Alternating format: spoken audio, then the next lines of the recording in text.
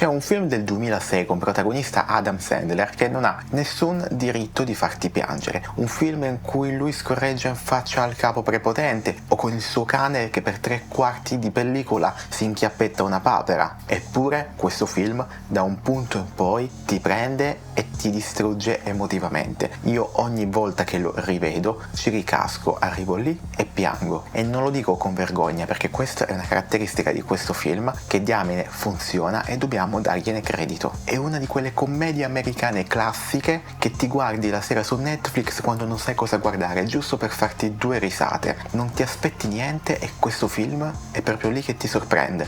Si chiama Click. E il motivo per cui ne parlo oggi nel 2026, a 20 anni dalla sua uscita, è perché l'ho di recente rivisto e anche stavolta mi ha commosso. E la cosa assurda è che la prima metà di questo film è tutta un'altra cosa, è potenzialmente un film orrendo, una di quelle commedie stupide che se apprezzi la comicità vedi o altrimenti ti annoiano, ma poi diventa tutt'altro. È un film letteralmente spaccato in 2 ed è questa la sua più grande caratteristica. Prima di andare avanti te lo dico, in questo video farò spoiler sul film e se tu non l'hai visto oppure l'hai visto tempo fa e non te lo ricordi, prima di guardare questo video assicurati di riguardarlo perché è un film che veramente vale la pena di essere visto e poi puoi tornare qui a sentire la mia analisi. Io attualmente l'ho trovato su Netflix. Per te che rimani, se l'hai già visto, iniziamo. Prima di parlare di Click, parliamo un attimo di Adam Sandler. Uno dei motivi per cui questo film funziona così tanto è infatti proprio l'attore.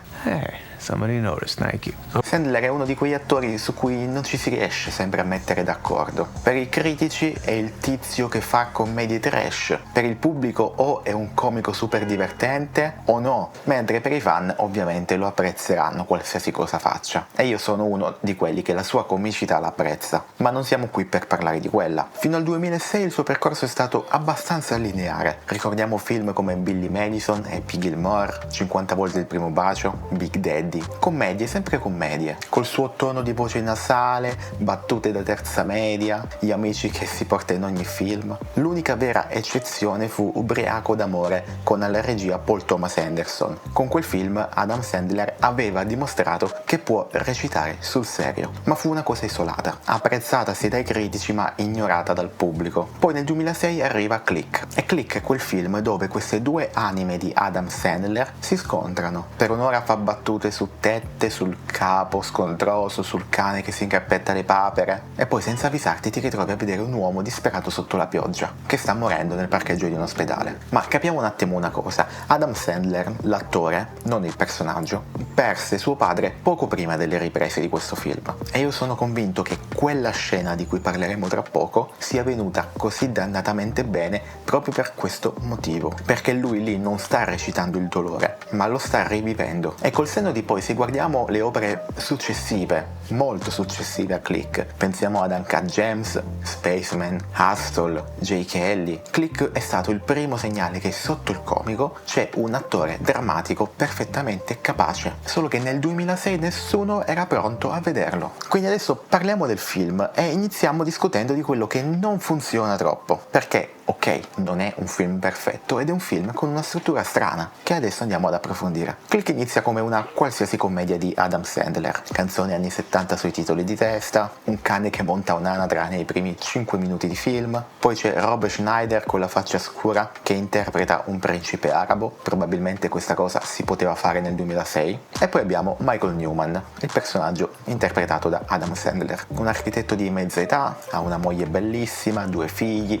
una bella casa in periferia, un cane ed un capo insopportabile che gli promette sì promozioni ma senza mai realmente dargliele. E Michael, per rincorrere queste promozioni, continua a mettere il lavoro prima della famiglia. Un giorno Michael finisce nella sezione Beyond di un Bed Bath & Beyond, sì, letteralmente l'aldilà di un negozio di materassi, e qui incontra Morty, interpretato dal buon Christopher Walken, che gli dà un telecomando universale, ma non universale nel senso che accende qualsiasi TV, bensì universale nel senso che permette di controllare la tua vita, la tua realtà. Michael può mettere in pausa le persone, può silenziare la moglie durante un litigio.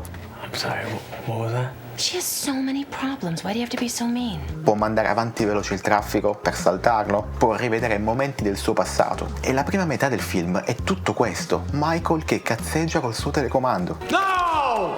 We're in my mother's vagina! Push. It might be a boy. What do you mean might be? What is that? Maybe that's a penis.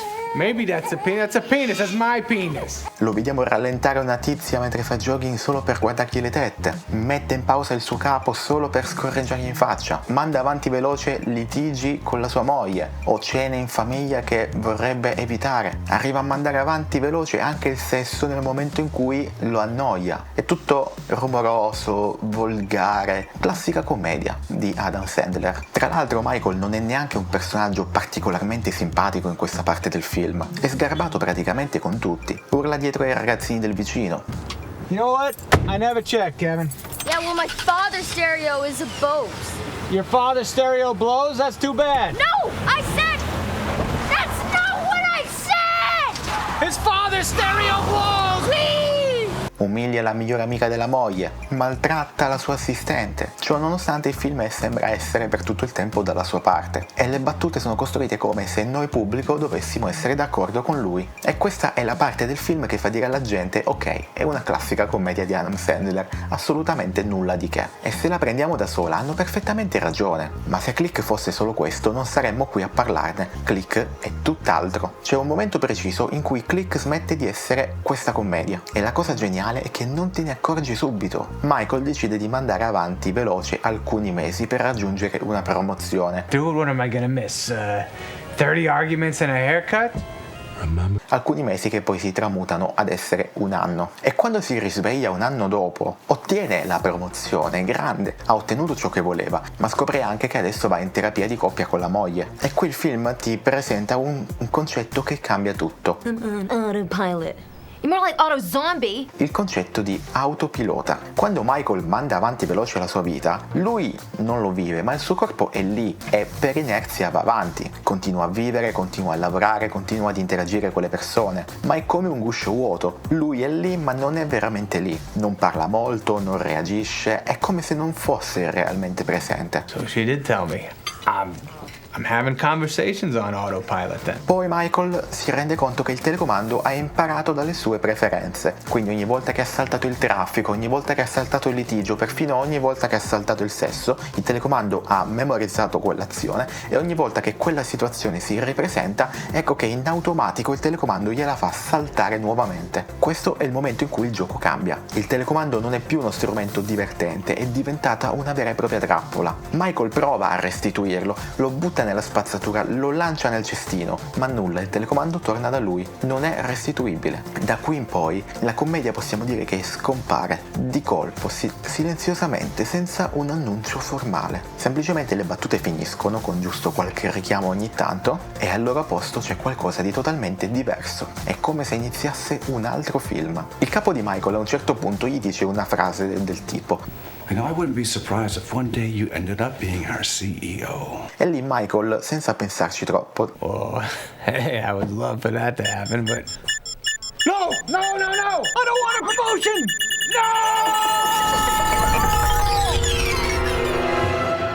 e il telecomando lo catapulta 10 anni nel futuro. Michael si risveglia obeso, divorziato, ma CEO dell'azienda. Ha ottenuto tutto quello che voleva dal punto di vista professionale, ma ha perso tutto ciò che conta. La moglie si è rifatta la vita con un altro uomo, i figli sono cresciuti e lui al momento non li riconosce. E la cosa devastante è che Michael non può fare nulla. Morty a quel punto gli dice una cosa, gli dice tipo: You can't change what already happened, but you're still a young man. Young fat man. You could win Donna back. So that's what I'll do. Ma questa è una bugia e lo capiremo dopo, perché il telecomando non risponde a quello che Michael vuole, ma risponde a quello che Michael fa, e Michael nel profondo non è cambiato. Qualche momento dopo Michael batte la testa e viene mandato di nuovo avanti di 6 anni. Stavolta ha avuto un cancro, un infarto, 6 anni di salute precaria. Quando si risveglia e rivede suo figlio, una delle prime cose che gli dice è che il nonno è morto. Il padre di Michael è morto già da un po'. Grandpa died, Dad. He died a while back now.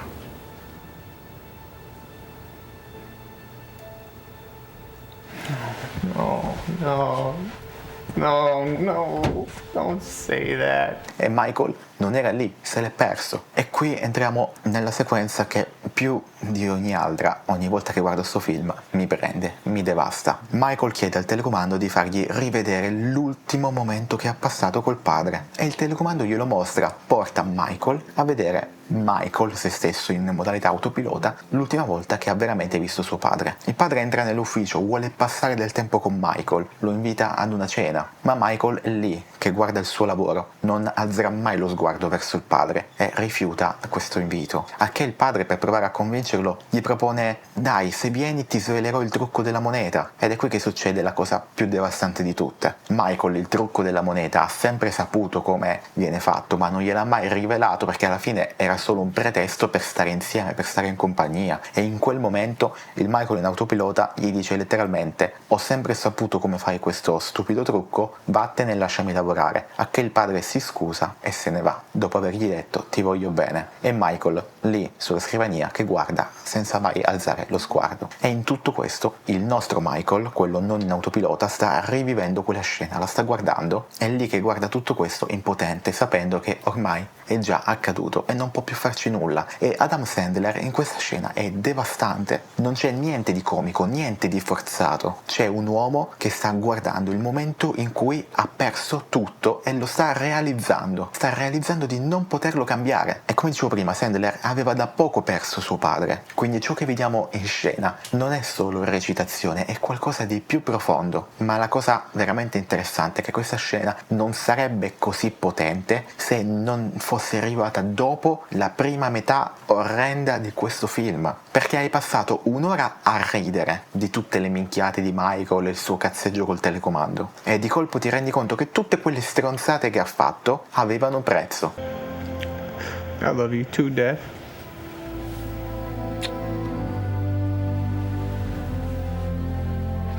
I'll miss you. Ogni momento saltato, ogni litigio evitato, ogni traffico velocizzato, ogni cena rimandata portavano a questo momento. A un ufficio vuoto dove un padre dice ti voglio bene e un figlio che neanche alza la testa. Ma Click non si ferma qui, perché c'è un altro colpo, per altri versi ancora più crudele. Michael finisce al matrimonio di suo figlio Ben, che ormai è un uomo adulto, ha una carriera e sta per sposarsi. Per un momento sembra che tutto stia andando per il verso giusto. Michael balla con l'ex moglie, rivede sua madre ed è presente al matrimonio del figlio. Per una volta lui c'è, è lì, è presente. Ma poi ha un altro infarto e si risveglia di nuovo in ospedale, dove scopre che il figlio ha cancellato la luna di miele per il lavoro. E Michael lì si paralizza perché realizza di star guardando in suo figlio se stesso. Sta guardando suo figlio fare la stessa cosa che ha fatto lui per tutta la vita: mettere il lavoro davanti a tutto il resto, davanti alla famiglia. Actually, I just canceled the honeymoon. Kensington deal might be falling through, so I gotta go do damage control. Oh, no. Julia and I can go to Italy anytime. No. It's not that big a deal.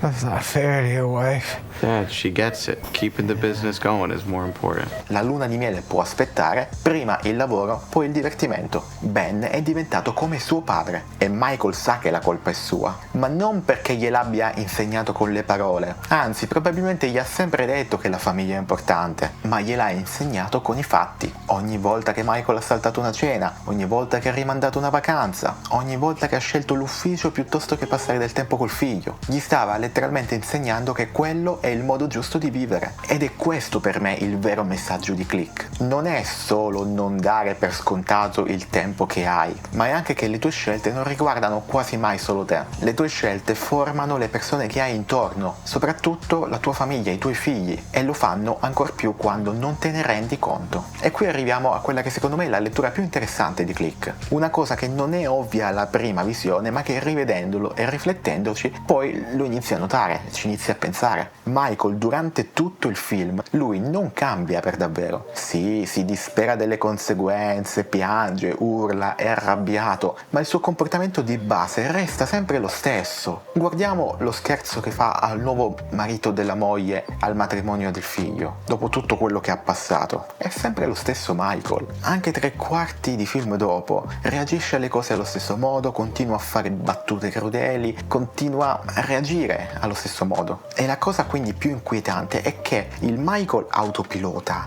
e il Michael reale alla fine sono fondamentalmente la stessa cosa. Pensaci, quando Michael manda avanti veloce e il suo corpo va in autopilota al lavoro, il risultato è che fa un lavoro eccezionale. Il suo capo letteralmente gli dice: Every account you worked on turned into gold. And I wouldn't be surprised if one day you ended up being our CEO. il Michael lavoratore, il Michael senza anima è un lavoratore perfetto, ma quando poi manda in autopilota a casa, il risultato è che la moglie lo lascia, i figli crescono senza di lui e il padre muore senza un saluto. Quindi la domanda è: il Michael vero avrebbe fatto diversamente? E la risposta è no, perché il Michael vero aveva scelto il lavoro ancora prima di avere il telecomando. Con esso ha soltanto accelerato le conseguenze. Come dice Morty a un certo punto, stavi già mandando avanti veloce la tua vita molto prima di incontrare me. E questo rende Click molto più di una favoletta morale sul vivere nel presente. È la storia di un uomo intrappolato in un modo di pensare: lavora duro adesso, goditi la vita dopo, prima la promozione, poi la famiglia. E lui non riesce ad uscirne finché non è troppo tardi, finché non sta letteralmente morendo. E qui c'è un dettaglio che non tanti probabilmente notano: Michael non è povero, non è che lavora così tanto perché non arriva a fine mese, vive in una casa enorme, ha un garage, ha un giardino, ha un cane, sta costruendo una casa sull'albero, ha talmente tanti dispositivi elettronici che non riesce a gestirne i telecomandi. Michael lavora così tanto perché crede di doverlo fare, perché nella sua testa viene prima il sacrificio e poi la ricompensa, prima la promozione, poi il tempo in famiglia, prima arrivi in cima, poi ti godi la vita. Ma il problema è che la cima non esiste, ottieni la promozione e ce n'è un'altra, diventi partner dell'azienda, adesso devi diventare CEO, diventi CEO e poi cosa? Non c'è un momento in cui la macchina si ferma e ti dice: ok, adesso puoi vivere. E la cosa triste è che non è neanche colpa sua, o almeno non del tutto, bensì è il modo in cui è cresciuto, il modo in cui la società gli ha insegnato a funzionare. C'è una scena in flashback dove il Michael bambino chiede ai genitori Mom, why can't we camp in an RV like every other family? Oh, come on. You call that camping? How can you get close to nature in a tin can like that? Plus, it's more fun to have to keep each other warm at night. Don't you know it? Questo perché il padre di Michael ha scelto le relazioni umane sopra al comfort materiale. Michael invece, crescendo, ha fatto esattamente il contrario. Ha interiorizzato l'idea che il divertimento vada guadagnato, che il lavoro viene prima sempre. E il telecomando non fa altro che permettergli di portare questa logica all'estremo. In un certo senso Click ti sta dicendo una cosa molto semplice ma molto scomoda. La mentalità del sacrifica tutto adesso e goditi dopo non è una strategia, ma è una trappola, perché il dopo non arriva mai. Arriviamo adesso però a parlare della scena finale di questo film, una scena che in una commedia americana classica con Adam Sandler non dovrebbe esistere, eppure qui c'è. Michael si risveglia quindi in ospedale dopo l'ennesimo infarto, scopre che il figlio ha cancellato la luna di miele perché deve lavorare e decide che deve fermarlo, si stacca le flebo, si stacca i tubi e rincorre il figlio nel parcheggio. Deve dirgli l'unica cosa che finalmente ha capito, anche se ormai è troppo tardi. Morty, che ormai sappiamo essere l'angelo della morte, gli dice di fermarsi, gli dice che non deve finire così, ma a Michael non interessa, sa che per lui è già finita, la sua vita ormai è andata e l'unica cosa che può ancora effettivamente fare è provare a salvare quella del figlio. Esce dall'ospedale, corre fino al parcheggio e qui crolla a terra sotto la pioggia. Il figlio lo vede e si avvicina a lui. Figlio, figlia, ex moglie, marito dell'ex moglie, sono tutti lì vicino a Michael e Michael, con l'ultimo fiato che ha, gli dice a Ben: Family comes first. Poi riesce a salutare tutti, dice alla sua ex moglie che l'ha sempre amata, dice a sua figlia quanto è bella e infine muore. E in un film di Adam Sandler, sotto la pioggia in un parcheggio, è assurdo che lui muoia, non dovrebbe funzionare, e invece qui funziona. Funziona perché a quel punto del film hai passato così tanto tempo con questo idiota, l'hai visto fare talmente tante scelte sbagliate, l'hai visto perdere talmente tanto, che quando finalmente capisce, e capisce nel modo più brutale possibile, non puoi che sentire qualcosa per lui, non puoi che essere lì con lui e comprenderlo. E poi Michael si risveglia, è di nuovo al Bed Bath & Beyond, steso sul materasso. Sembra essere stato tutto un sogno. Il finale più pigro e frustrante che puoi dare a un film, ma in questo caso funziona per due motivi principali. primo è un film di Adam Sandler che nasce come una commedia, non puoi chiuderla con la morte del protagonista. Il pubblico non lo permetterebbe e va bene così. Non è quello che una commedia con Adam Sandler vuole fare, anche se questo film abbiamo capito essere molto più di una semplice commedia. Secondo punto più importante, quello non era solo un sogno, perché quando Michael torna a casa il telecomando è lì con un messaggio di Morty che gli dice: so che questa volta lo userai con saggezza. E infatti Michael, senza esitare un secondo, prende il telecomando e lo getta, corre dalla sua famiglia, dai suoi genitori e li abbraccia, li invita a cena oggi, domani, dopodomani, tutte le volte che vogliono. Poi risveglia tutta la sua famiglia e si mette immediatamente ad organizzare le vacanze. Per la prima volta in questo film Michael Newman è presente, è veramente lì, non sta pensando alla prossima promozione, non sta calcolando quanto lavoro deve fare per domani, è lì con la sua famiglia in quel momento. E la forza di questo finale è che noi spettatori sappiamo cosa succede se lui non fa così. Lo abbiamo visto il parcheggio, abbiamo visto la pioggia, abbiamo visto il figlio che piange, sappiamo il prezzo. E quindi quando Michael butta quel telecomando nella spazzatura, noi capiamo esattamente il peso di quel gesto. Ma quindi perché Click come film funziona dannatamente bene? Funziona perché è un film diviso in due. La prima ora è rumorosa, volgare, piena di battute, con un personaggio che non ti sta neanche troppo simpatico. Sei solo lì che ridi. E poi arriva la seconda metà che non ti aspetti, ed è proprio questo contrasto a renderla così emotivamente potente. Se Click fosse stato un dramma fin dall'inizio, ti saresti preparato emotivamente, avresti messo delle barriere difensive e probabilmente non ti avrebbe emozionato così tanto. Invece qui arrivi dalla risata alla tragedia in un attimo e ti devasta. Ed è proprio questa seconda metà del film che fa ricordare questo film negli anni, che ti rimane, non certo per le scorregge o per il cane che si inchiappetta la papera in quasi tutto il film, ma proprio per questa sua seconda metà piena e ricca di emozione. Quel momento in cui il padre gli dice ti voglio bene e lui lo ignora, quel momento in cui il figlio cancella la luna di miele per il lavoro, tu ormai spettatore hai capito che non deve farlo, sai quali sono le conseguenze. Sono queste scene che ti porti nel cuore